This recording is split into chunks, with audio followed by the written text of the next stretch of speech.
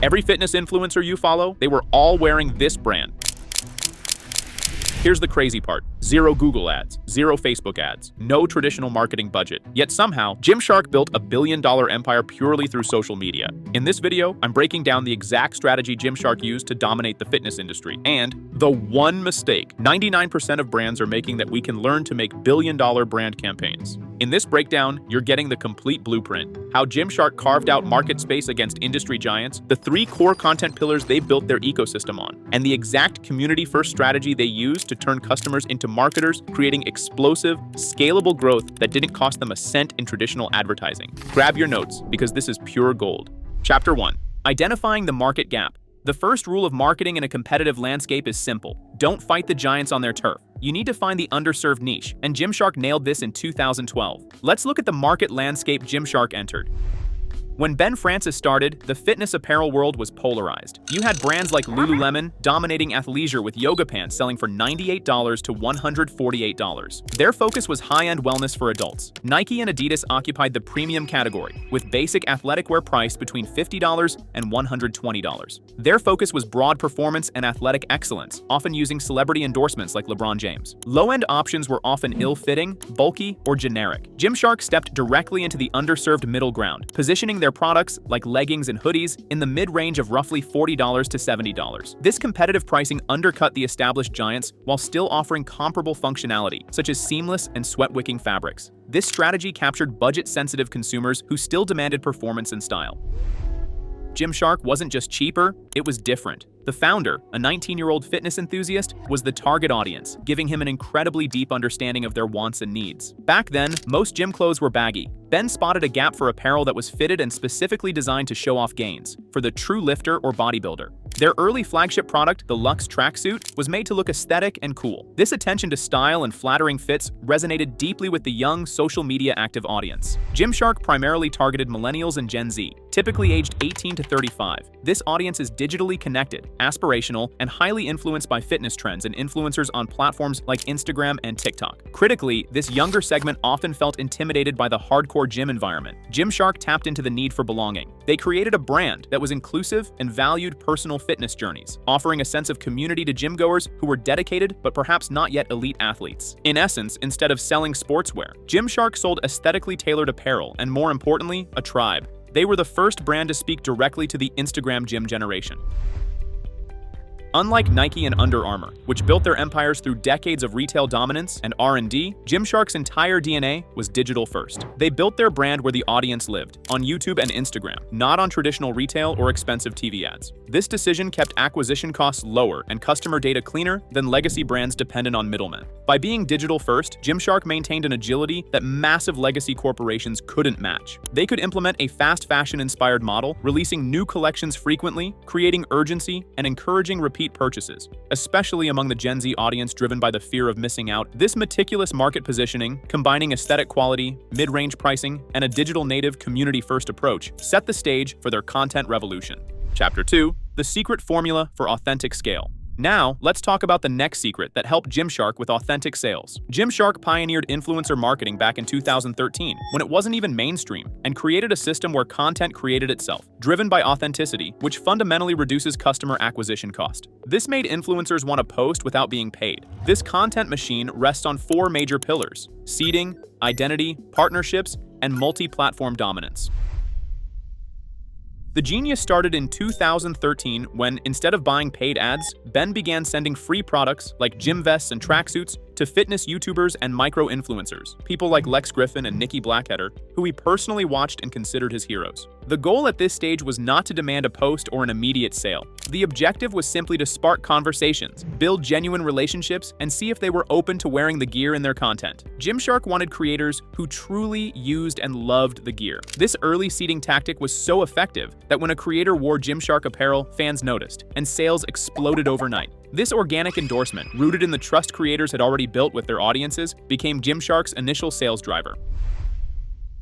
Once Gymshark identified creators who genuinely resonated with the brand, they formalized the relationship, but they didn't call them affiliates. Affiliates are often associated with transactional, sometimes shady characters. Gymshark knew they had to maintain the prestige and authenticity they were building. So, they gave their advocates a powerful, unique identity. Gymshark athletes. By calling them athletes, Gymshark tapped into the deep psychological identity of their audience. These people were already identifying as athletes or serious lifters, even before Gymshark existed. The term ambassador is a solid start, holding a more prestigious position than affiliate, which is why legacy brands used to have celebrity ambassadors. But athlete spoke directly to the community's core mission: self-improvement, physically and mentally. This move was a fundamental shift in positioning. It signaled that the relationship was professional and long-term, not a cheap, one-off transaction.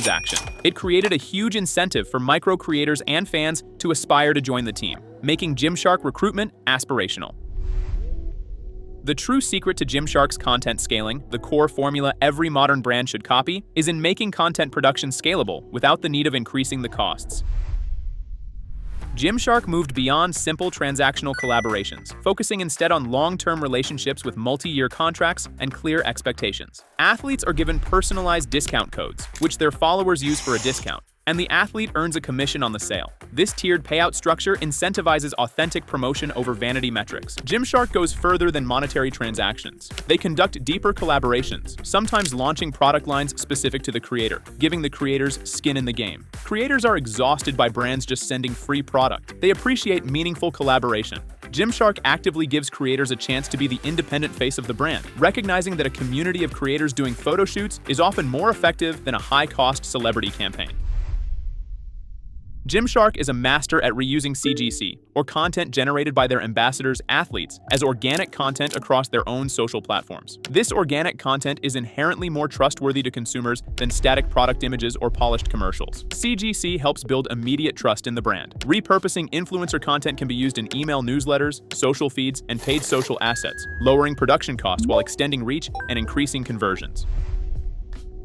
Gymshark recognized that success requires adapting content to where the customer lives. They were digital first from the start, owning the customer relationship through their direct-to-consumer model. Gymshark invested heavily in YouTube, leveraging its SEO value. YouTube became the platform for long-form storytelling, building authority, showcasing athlete journeys, and offering motivational, educational, and entertainment content that generates massive organic views and drives 36% of all social traffic to their website.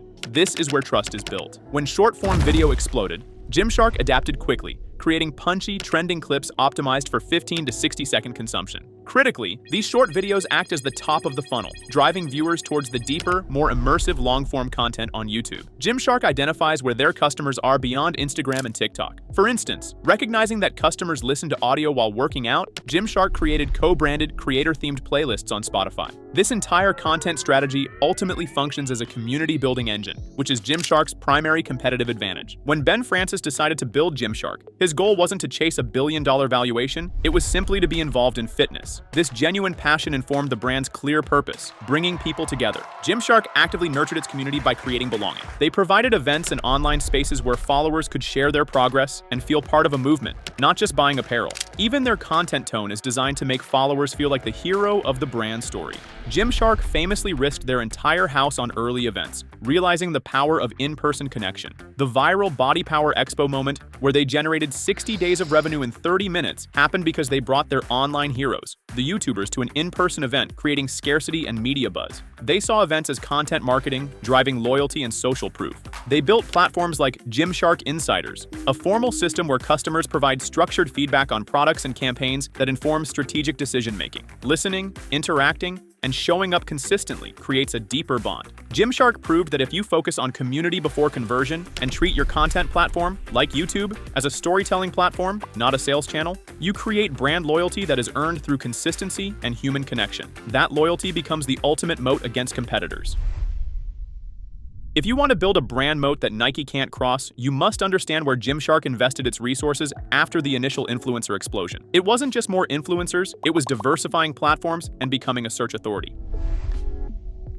The first mistake amateur marketers make is copying and pasting the same short-form video across 5 platforms. Gymshark realized early that influence is not restricted to Instagram or TikTok. It exists wherever the customer is. They adopted a platform-native approach, recognizing that different channels require different strategies. On YouTube, they focus on long-form storytelling and authority building, On TikTok, they use short, entertaining clips driven by trending sounds. This is the game changer. Gymshark tracked where their customers went when they were not scrolling Instagram, particularly while working out. This led to a genius move, collaborating with their creators to launch co-branded, creator-themed playlists on Spotify. They recognized that audio-only platforms were part of the conditioning community's life.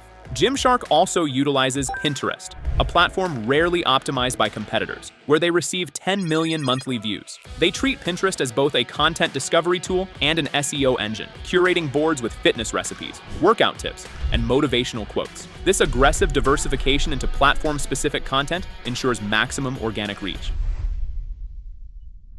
While the paid ads team was running effective retargeting campaigns, the real long-term value was being silently generated by Gymshark Central, their dedicated content hub. This is how they captured free, high-intent traffic. Recognizing that their core e-commerce site on Shopify wasn't ideal for deep content hubs, they strategically built Gymshark Central on a subdomain. This hub functions essentially as a high-quality fitness magazine. They invested heavily in creating quality content, articles, custom GIFs filmed in their own studio, and fitness tips categorized into conditioning, health, and product and style. The content isn't fluff. It targets non-branded, commercially valuable search terms. For instance, Gymshark ranks highly for generic terms like workout hoodies and best workout tanks, which are searches made by people looking to buy. They even rank for search terms related to supplements they don't sell, like BCAA versus glutamine, knowing anyone searching that is a perfect potential Gymshark customer. This content hub strategy is pure fuel for compounding growth. Gymshark currently ranks for over 356,000 organic keywords and drives an incredible 1.5 million monthly organic visits. This search volume translates into an estimated traffic value of $536,000 per month. This efficiency means they need minimal paid search spend to acquire customers who already know what they want. Content and search get the attention and build the trust, but conversion requires urgency. Gymshark masterfully implemented psychological scarcity, making every product launch feel like a global event. Instead of keeping products perpetually stocked, Gymshark uses limited drops and frequent new collections. This psychological tactic creates fear of missing out, driving urgency for immediate impulse purchases. They use countdown timers on their website leading up to the drops and offer exclusive influencer previews. When the Black Friday sale hits, customers are prepped, logged in, and ready for the fastest finger-first mentality thanks to instructional content that helps them navigate the sale quickly. They even use their mobile app, a dedicated space designed to indoctrinate fans into the Gymshark world, to offer app-exclusive products, further increasing the urgency and incentivizing platform adoption. This combination of platform diversification, search authority, and scarcity psychology formed a massive operational engine capable of competing with titans. Chapter 4. Culture, Authenticity, and Founder DNA. We've covered the technical content strategies,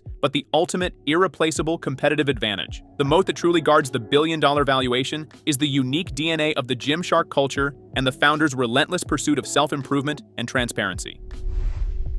Gymshark's success is inseparable from the authentic personal story of Ben Francis, the founder. This transparency is intentional. Ben started making clothes in his parents' garage at 19 while working as a pizza delivery driver. This origin story, the idea that it can be done, is constantly retold and used to gain press coverage and build a sizable personal following. The brand operates with an accessible approach. When the website crashed during the disastrous shift to Magento, Ben personally wrote thousands of apology cards to customers, talking to them peer-to-peer, like family. This level of humility and transparency strengthens the community bond. Ben actively vlogs inside the company, sharing internal strategies and numbers, sometimes even more transparently than some businesses share with their internal teams. This isn't typical CEO behavior. He believes transparency must increase as the business gets bigger.